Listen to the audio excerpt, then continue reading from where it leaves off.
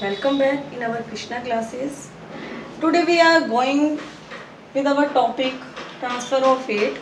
We were discussing our fourth chapter of class 7th, which is heat. In our previous class we discussed first method of transfer of heat. हमने last class में transfer of heat के बारे में बात की थी कि किस तरह से हीट का ट्रांसफ़र होता है। एंड हीट का जो ट्रांसफ़र है उसको मैं दोबारा रिपीट कर रही हूँ कि हॉट ऑब्जेक्ट से कोल्ड ऑब्जेक्ट की तरफ होता है। ठीक है, फर्स्ट मेथड जो हमने कंडक्शन किया था इसमें हम ऑलरेडी यही डिस्कस किया था कि किस तरह से हीट का ट्रांसफ़र हुआ। एंड इस मेथड का हमने देखा था कि जो यूज़ है वो ओनली सॉलिड सब्सटेंस के अंदर होता है कि सॉलिड सब्सटेंस में से हीट का ट्रांसफ़र कैसे होता है। हमने इसको एक एक्टिविटी के थ्रू समझा था। आज हम बात करते हैं हमारे नेक्स्ट मेथड की, दैट इज़ कन्वेक्शन। कन्वेक्शन को करने से पहले हम इसको भी एक एग्जाम्पल से समझते हैं। मान लीजिए आप कोई भी कंटेनर में पानी को गर्म कर रहे हैं। आप साइंस लैब में हो तो बीकर का, फ्लास्क का यूज़ कर सकते हैं। देन उसको फ्लेम से हीट गर्म कर सकते हैं वाटर को। जब आपने उस वाटर को गर्म करना शुरू किया तो उस कंटेनर के जो बेस वाला पार्ट है, मान लो ये आपका वो कंटेनर है एंड ये आपकी फ्लेम जा रही है यहाँ से, चाहे कैंडल के थ्रू कर लीजिए या फिर आप अपना गैस वगैरह कर सकते हैं। तो ये आपका मान लो वो कंटेनर है एंड ये आपकी फ्लेम है। जैसे ही फ्लेम इस जो बेस वाले हमारे मतलब बिल्कुल बेस वाला पार्ट जो है हमारा कंटेनर का अंदर से, वहाँ वाला पानी है वो क्या होगा, धीरे धीरे गर्म होना शुरू होगा। क्या हमारा सारा पानी एकदम से गर्म हो जाता है? नहीं। सबसे पहले जो हमारे बेस के अंदर वाटर है वो गर्म होना शुरू होगा, लेकिन जैसे वो गर्म होना शुरू हुआ तो वो गर्म होकर एकदम से ऊपर उठेगा। ये ध्यान रखना हमेशा, जो हॉट एयर होती है वो हल्की होती है एंड वो ऊपर की तरफ उड़ती है, राइज होती है।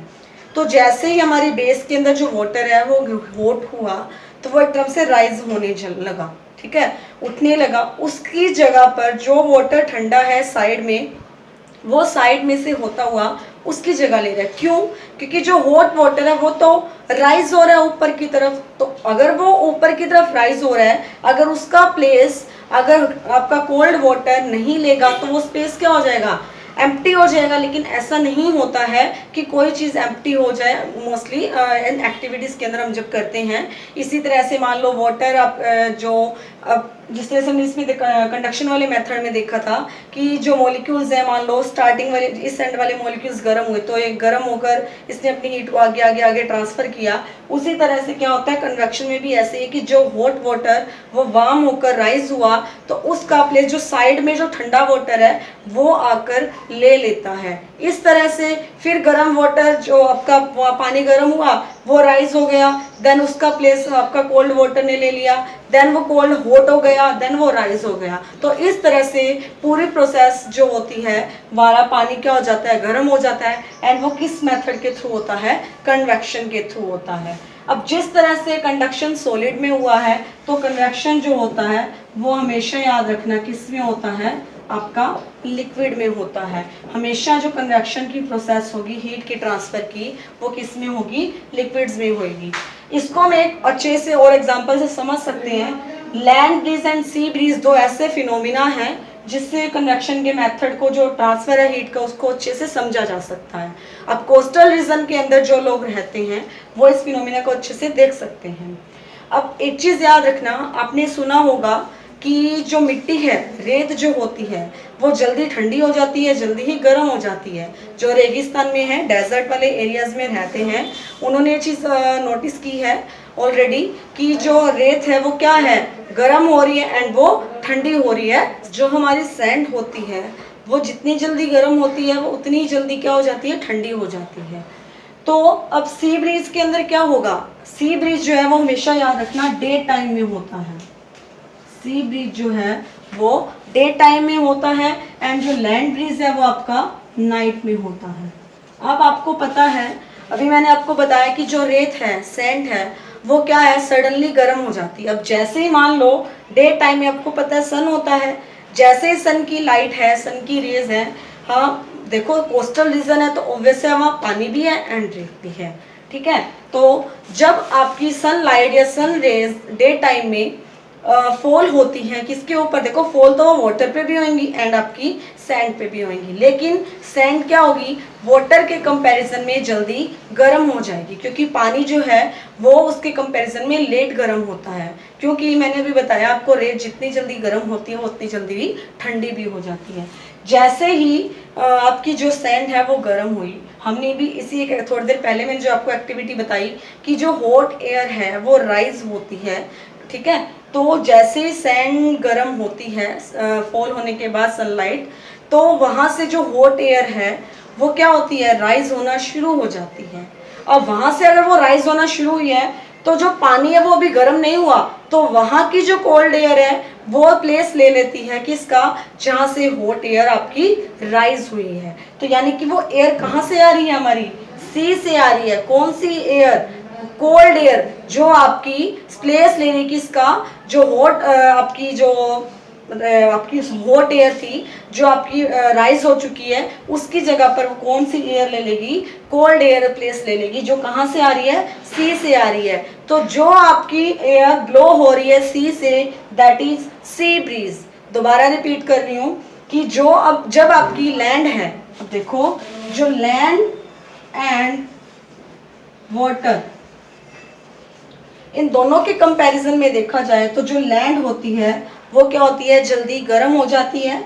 जब आपकी सनलाइट फॉल हुई लैंड पे तो ये क्या हुई, गर्म हो गई। तो यहाँ की जो एयर थी गर्म होने पर वो राइज होकर ऊपर चली गई, तो उसका प्लेस किसने ले लिया, वाटर जो सी है वहां से जो कोल्ड एयर आ रही है उसने उसका प्लेस ले लिया। अब जो एयर आ रही है कोल्ड, वो कहाँ से आ रही है, सी से ब्लो हो रही है। तो देन सी से जो ब्लो हो रही है एयर, उसको हमने कह दिया सी ब्रीज। यानी कि सी ब्रीज कब हुआ, डे टाइम में हुआ।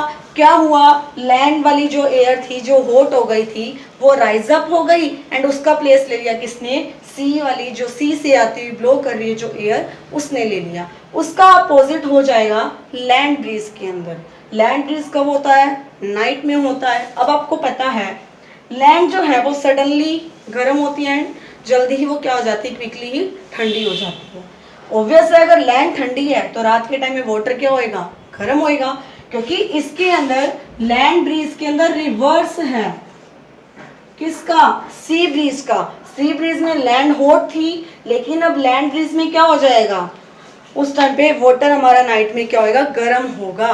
तो वो गर्म एयर है वो क्या होएगी, राइज होगी एंड उसका प्लेस कौन ले लेगा, लैंड जो ठंडी हो रही है हमारी वहां की कोल्ड एयर प्लेस कर ले लेगी, जो एयर हमारी हॉट होकर वाटर ऊपर चली गई है।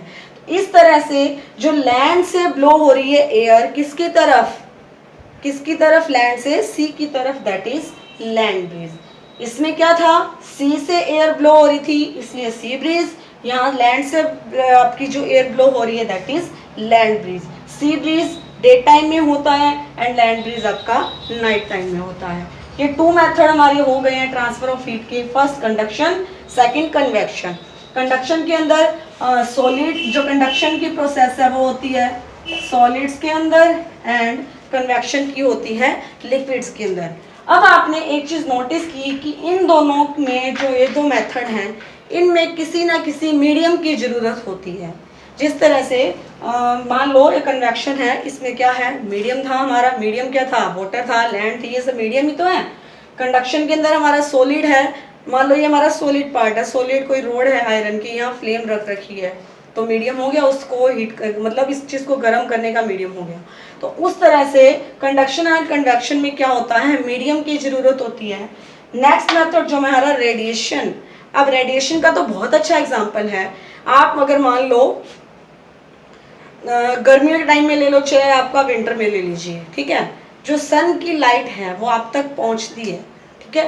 मान लो आप निकल रहे हो सर्दी गर्मियों में कहीं बाहर, तो आप देखते हो कि कुछ ही टाइम आप क्या हो जाते हो, पूरे हॉट हो जाते हो, गर्म हो जाते हो, ठीक है। क्यों, क्योंकि इतना ज्यादा टेम्परेचर होता है, सन की जो लाइट है वो फॉल हो रही होती है।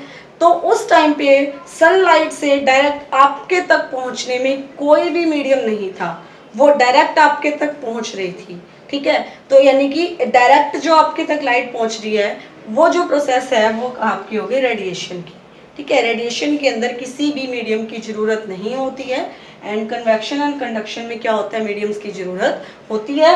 कंडक्शन जो है वो सॉलिड्स में होता है एंड कन्वेक्शन जो है किस में होता है, लिक्विड्स में होता है। इसी के साथ जो है हमारा टॉपिक है ट्रांसफर ऑफ हीट, ये कंप्लीट होता है। क्या पढ़ा हमने, कंडक्शन में क्या था, हीट का ट्रांसफर हो रहा है हॉट एंड से कोल्ड एंड की तरफ, यही इसमें रहेगा क्योंकि ट्रांसफर जो है हीट का वो हमेशा हॉट टू कोल्ड ही होता है। ये हमेशा याद रखना कि जो ट्रांसफर है हीट का वो हमेशा हॉट टू कोल्ड ऑब्जेक्ट की तरफ ही होता है। आई होप आपको ये अच्छे से समझ आ गया होगा।